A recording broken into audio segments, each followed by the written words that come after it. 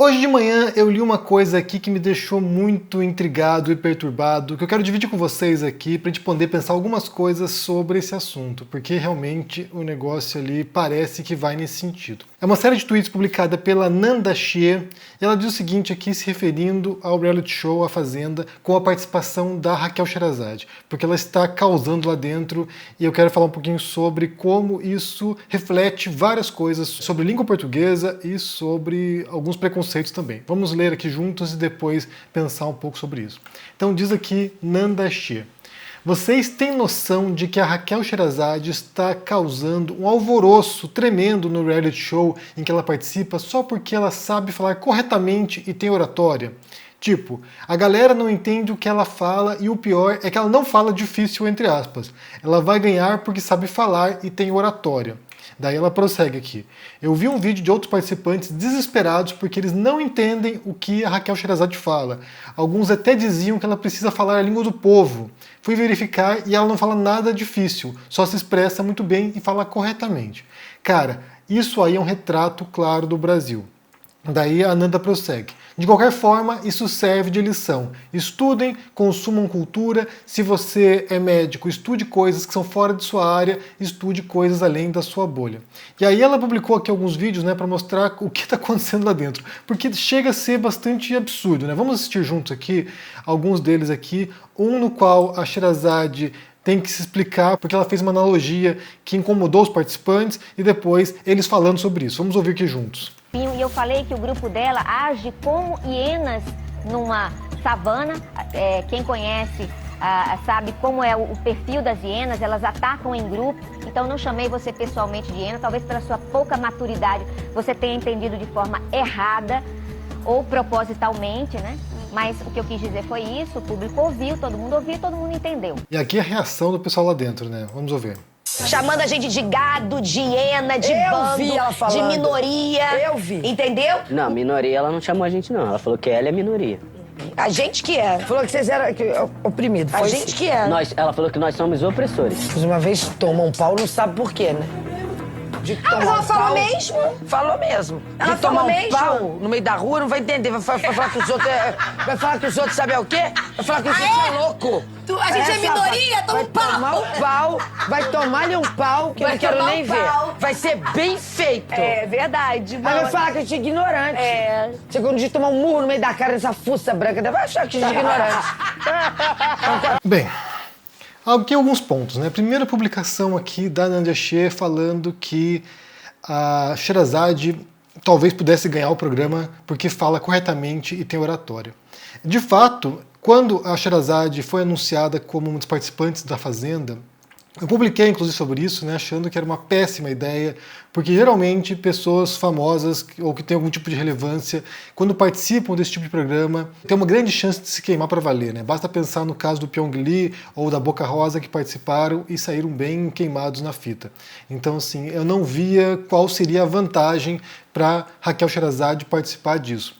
Mas o fato é que ela está sendo muito bem e ela já cresceu, ela já dobrou o número de seguidores no Instagram, por exemplo, por causa da participação dela. Então realmente parece que o negócio ali pode favorecer a Sherazade. Basta pensar, né, quem é a Sherazade, né? Se você não acompanha a política, possivelmente não viu a guinada que ela foi dando ao longo dos anos, porque a Sherazade ficou famosa anos atrás quando ela, numa afiliada do SBT, fez uma crônica, né, um comentário sobre o Carnaval de Salvador, criticando o Carnaval, dizendo que era sujo, que as pessoas depredavam as coisas, e isso lançou, né, ela publicamente e deu muita visibilidade para ela, inclusive ao ponto de ela se tornar âncora de jornal do SBT, ou seja, com repercussão nacional. E aí ela foi se tornando essa imagem, né, de uma reacionária, uma conservadora brasileira que expressava ideias reacionárias. Ela foi se alinhando, se tornando porta-voz desse discurso ao longo dos anos. Porém, nos últimos tempos, ela foi se afastando dessas ideias e ela passou a questionar certos valores que ela mesma defendia anteriormente. Tanto que durante o governo Bolsonaro, ela era uma crítica do Bolsonaro, chegando ao ponto de ter que se calar sobre aquilo que ela expressava no jornal, criticando o Bolsonaro. E ela fez publicações nas redes sociais sobre isso, né? Sobre como o próprio Luciano Hang havia pedido a cabeça dela por causa dos comentários que ela fazia. Então, assim, foi alguém que, ao longo do tempo, foi mudando de posição. E a gente já falou sobre isso muitas vezes, né? Sobre como isso é natural, como isso é aceitável, como outras figuras da esquerda hoje, que são expoentes da esquerda, já foram reacionárias, já foram evangélicos fundamentalistas, já defenderam ideias problemáticas no passado e, com o tempo, compreenderam e mudaram a posição. Não sei até que ponto que as esquerdas estão dispostas a acolher Raquel Sherazade. Aparentemente, quando cola um rótulo em alguém, a pessoa tem que ficar lá cristalizada naquilo que ela defendeu no passado. A não ser que você seja da turminha que compra cartilha ideológica e passa a defender isso de maneira dogmática, né? Mas, aparentemente, ela fez essa guinada, ela fez essa mudança, pelo menos, ou fez uma moderação no discurso dela, e aí ela entra nesse programa. E, pelo que eu entendi, não estou vendo o programa, mas pelo que eu entendi pelas reportagens e pelos comentários que estão por aí, é que ela entrou em rota de colisão contra um grupo dentro da casa e que está tentando retirá-la de lá. Ela foi para o paredão, voltou do paredão, foi para a roça, né, como se diz na Fazenda, e aí começa essa tensão, segundo relata Nanda, por causa do modo como ela se comunica e como alguns estão se sentindo intimidados porque ela se expressaria muito bem. A primeira coisa tem a ver com a ideia de correção, né, de falar corretamente o português. Para isso, eu quero citar aqui o trabalho do Marcos Banho, que é um linguista, um livro muito famoso, que é referência universitária, que é o Preconceito Linguístico. E aí é preciso desmontar primeiro a ideia de falar corretamente português. Quem fala português, independentemente de qual for a variante linguística que você fala corretamente. Todos os falantes nativos de um idioma falam corretamente o idioma, porque não existe uma unidade de como é uma língua. Então, assim, você tem variantes regionais, você tem variantes dentro de uma mesma cidade, né? Como se fala a língua num certo bairro de elite ou na periferia. Há inúmeras variantes do português, isso tanto no Brasil, quanto em Portugal, quanto em outros países falantes de português pelo mundo, quanto em relação a outros idiomas também. Existem variantes linguísticas e todas elas são corretas. Todas elas são variantes aceitáveis e que se dão ao longo do desenvolvimento histórico e natural de uma língua. Então, assim, não existe isso de português correto e incorreto. O que existe são variantes linguísticas que, por características próprias da região, da colonização, das etnias que compõem, das classes sociais, vão se formando. O Marcos Banho, nesse livro, ele tenta desmontar essa ideia de que deveria ser ensinado ou que deveria ser cobrado dos alunos uma variante padrão da língua portuguesa no Brasil, né? Como se isso fosse algum tipo de critério de correção, em primeiro lugar, mas também de ascensão ou de possibilidade de ascensão social. Ou seja, se você falar corretamente português, corretamente entre aspas, né? Se você falar corretamente português, você vai ter mais chance de ascensão na vida. E aí ele dá exemplos de como isso não é verdade. Vamos supor lá um fazendeiro numa zona rural do Brasil, um latifundiário com milhares de cabeças de gado. Possivelmente ele fala lá uma variante do interior do Brasil e que não é correta, entre aspas, de acordo com a norma padrão, de acordo com a língua portuguesa que um professor de português ensina. Então, é preciso desmontar essa ideia de que existe uma língua correta e uma língua incorreta. Todo mundo ali na casa fala português e fala português dentro da sua variante linguística, seja da periferia, seja de uma região do Brasil específica, seja uma variante que se aproxima da tal norma culta que seria a da Raquel Sherazade, que é uma jornalista, que se comunicava na televisão, nas redes sociais, portanto, que há uma certa exigência de um certo padrão que é adotado dentro desses meios de comunicação. E aí eu quero ler para vocês aqui um trecho do livro do Marcos Banho, sobre isso, né? E aí ele pergunta aqui, então vale tudo? Ou seja, se não há correto e incorreto, se não há certo e errado na língua, vale tudo? E daí ele fala o seguinte: algumas pessoas me dizem que a eliminação da noção de erro dará a entender que em termos de língua vale tudo.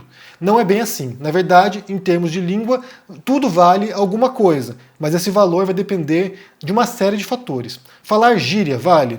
Claro que vale, no lugar certo, no contexto adequado, com as pessoas certas. E usar palavrão? A mesma coisa. Uma das principais tarefas do professor de língua é conscientizar seu aluno que a língua é como um grande guarda-roupa, onde é possível encontrar todo tipo de vestimenta. Ninguém vai só de maiô fazer compras no shopping center, nem vai entrar na praia num dia quente de sol usando terno de lã, chapéu de feltro e luvas. Usar a língua, tanto na modalidade oral como na escrita, é encontrar o ponto de equilíbrio entre dois eixos, o da adequabilidade e o da aceitabilidade. Quando falamos ou escrevemos, tendemos a nos adequar à situação de uso da língua em que nos encontramos. Se é uma situação formal, tentaremos usar uma linguagem formal. Se é uma situação descontraída, uma linguagem descontraída e assim por diante. Essa nossa tentativa de adequação se baseia naquilo que consideramos ser o grau de aceitabilidade do que estamos dizendo por parte de nosso interlocutor ou interlocutores. É totalmente inadequado, por exemplo, fazer uma palestra num congresso científico usando gíria, expressões marcadamente regionais, palavrões, etc. A plateia dificilmente aceitará aceitará isso. É claro que se o objetivo do palestrante for precisamente chocar seus ouvintes, aquela linguagem será muito adequada. Não é adequado que um agrônomo se dirija a um lavrador analfabeto usando uma terminologia altamente técnica e especializada, a menos que queira não se fazer entender. Como sempre, tudo vai depender de quem diz o que, a quem, como, quando, onde, porquê e visando que efeito. Então, assim, nós todos nós, eu, você, qualquer outra pessoa, a gente tende a variar o uso de variantes linguísticas do português dependendo da circunstância. Então, assim, se você estiver falando com uma criança, você não vai falar do mesmo modo do que você falaria numa sala de universidade conversando com estudantes universitários. Então, assim, há diferença. Com seus amigos, o modo como se comunica, com seus parentes. Ou seja, você vai oscilando, vai alternando as variantes linguísticas de acordo com a circunstância. Então, assim, entendo que no caso da Sherazade, por ser alguém da televisão, por ser alguém da imprensa, né, que ela vai adotar a linguagem que ela julga ser a mais apropriada para a televisão. Portanto, ela vai falar coisas que talvez pessoas ali que não têm essa capacidade, inclusive, de alternar para essa linguagem televisiva, sejam capazes de entender.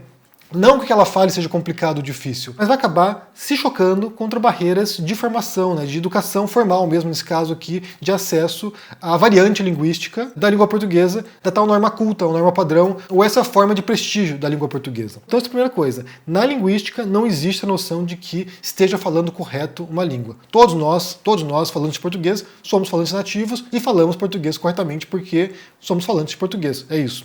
O segundo ponto tem a ver com o modo de comunicação. E aí sim eu acho que realmente há uma vantagem competitiva, que digamos assim, no modo como a Sherazade se comunica. E aí eu quero lembrar com vocês aqui, imagino que vocês tenham lido já, o livro do Graciliano Ramos chamado Vidas Secas, que relata a história de uma família no sertão nordestino e que se deparam com vários conflitos ali, com várias dificuldades, incluindo a seca da região, que os leva a, no final da história, bem, tô dando spoiler aqui, mas acho que você leu, leva essa família a se tornar retirante.